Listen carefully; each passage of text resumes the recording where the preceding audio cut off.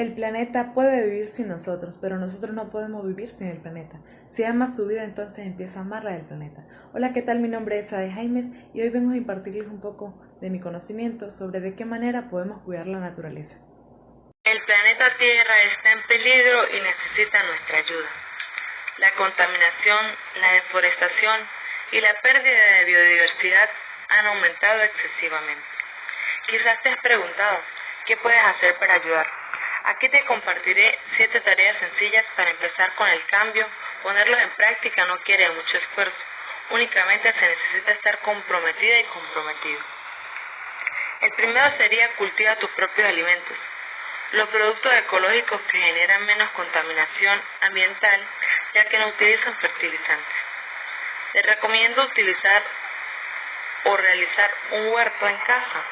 De esta manera disfrutarás alimentos frescos y llenos de nutrientes. Planta árboles. Los árboles son esenciales para el mundo.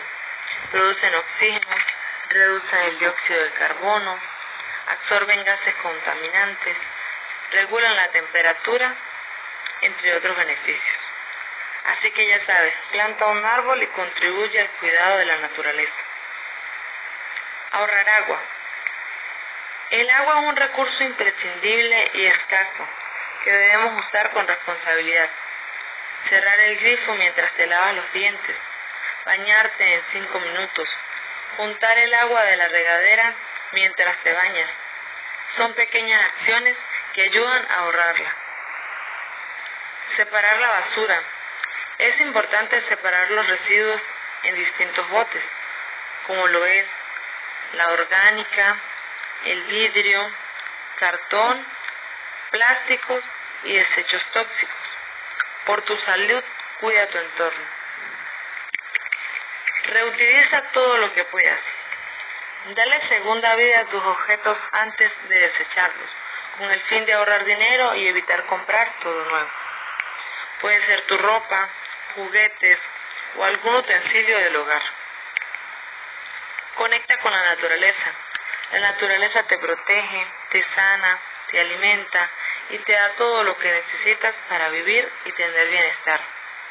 Cuidarla, valorarla y apreciarla es tarea de todos y todas. Desconecta el cargador de tu celular cuando no lo estés utilizando. Esta acción puede hacer una gran diferencia a la hora de ahorrar energía.